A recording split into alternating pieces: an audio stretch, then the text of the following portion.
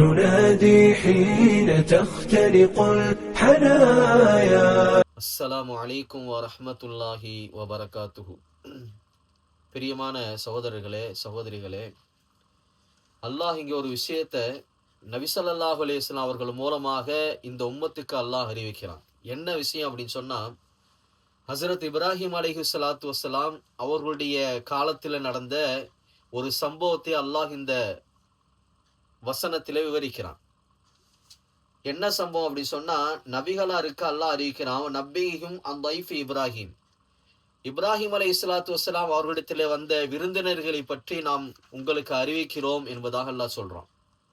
எந்த விருந்தினர்கள்? மலக்குமார்கள் வர்றாங்க ஹஸரத் இப்ராஹிம் அலைஹிஸ்ஸலாத்து வஸ்ஸலாம் அவங்கள்ட்ட. அப்போ சொல்றாங்க, இது தஹலு அலைஹி, இப்ராஹிம் அலைஹிஸ்ஸலாத்து வஸ்ஸலாம் அவர்களிடத்திலே அவர்கள் வந்த பொழுது ஃபகாலு சலாமன், அவர்கள் சலாம் சொன்னாங்க. அப்போ சலாம் சொல்லும் பொழுது ஹஸரத் இப்ராஹிம் அலைஹிஸ்ஸலாம் அவங்க பதில் என்ன சொன்னாங்க அப்படின்னு சொன்னா, கால இன்னா மின்கும் வஜிலூன், உங்களை கண்டு நான் பயப்படுறேன் அப்படின்னாங்க. உங்களை கண்டு நான் பயப்படுறேன் அப்படின்னாங்க. அப்போ அந்த மலக்குமார்கள் சொன்னாங்க, காலு லா தௌஜல் இன்னானு பஷீருக்கு பி குலாமின் அலீம், பயப்படாதீங்க, நீங்க பயப்படாதீங்க, உங்களுக்கு ஒரு மகனை கொண்டு சுப செய்தி கொடுப்பதற்காக வேண்டிதான் நாங்க வந்திருக்கிறோம் அப்படின்னாங்க. உங்களுக்கு ஒரு பிள்ளையை கொண்டு சுப செய்தி கொடுப்பதற்காக வந்திருக்கிறோம்.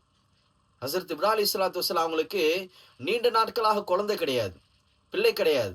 அப்ப ரொம்ப நாளைக்கு பிறகு பிறந்தவங்க தான் ஹஸரத் இஸ்மாயில் அலைஹிஸ்ஸலாத்து வஸ்ஸலாம். அப்ப அந்த நன்மாராயத்தை தான் அவங்களுக்கு கொண்டு வர்றாங்க. அப்ப ஹஸரத் இப்ராஹிம் அலைஹிஸ்ஸலாத்து வஸ்ஸலாம் அவங்களுக்கு அவங்க திடீர்னு 2 மலக்குமார்கள் விருந்தினராக வந்து சலாம் சொல்லும் பொழுது அவங்களுக்கு கொஞ்சம் பயம் வந்துருச்சு.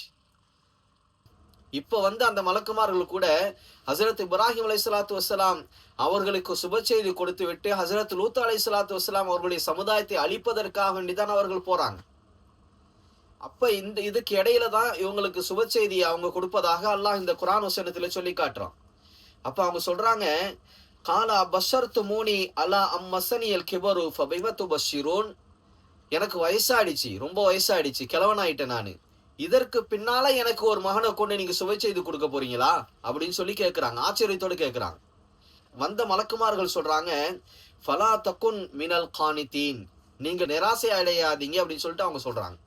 அப்ப ஹஸரத் இப்ராஹிம் அலைஹிஸ்ஸலாத்து வஸ்ஸலாம் அவங்க அதற்கு பதில் கொடுக்குறாங்க, காலவமை யக்னது மின் ரஹ்மத்தி ரப்பிஹி இல்லல்லாஹ்லூன், வழிகட்டவர்கள் மட்டும்தான் அல்லாஹ்வுடைய சுப செய்தி விட்டு நிராசை அடைவார்கள் என்பதாக சொல்லி அந்த வசனத்தை அல்லாஹ் முடிக்கிறான். அருமை சகோதரர்களே, கண்ணியமான சகோதரர்களே, அல்லாஹ்விடத்திலிருந்து ஒரு சுப செய்தி நமக்கு கிடைக்குது அப்படின்னு சொன்னா, நமக்கு ஒரு நன்மாராயம் இந்த உலகத்துல கிடைக்குது அப்படின்னு சொன்னா, அது சுப செய்தியாக இருந்தால், நல்ல விஷயமாக இருந்தால், அது அல்லாஹ்விடத்திலிருந்து வந்திருக்கிறது என்று சொல்லி அல்லாஹுக்கு நாம் நன்றி சொல்ல தயாராக இருக்க வேண்டும்.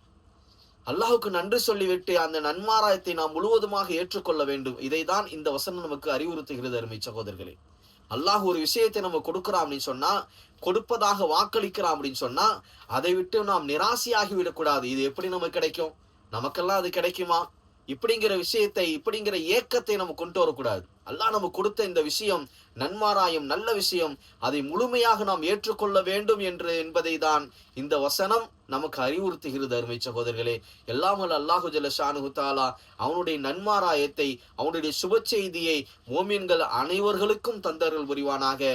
குறிப்பாக நமக்கும் அந்த சுப செய்தியை தந்தருள்வானாக. வாஹிர் தவானா அல்ஹம்துலில்லாஹி ரப்பில் ஆலமீன். அஸ்ஸலாமு அலைக்கும் வரஹ்மத்துல்லாஹி வபரகாத்துஹு.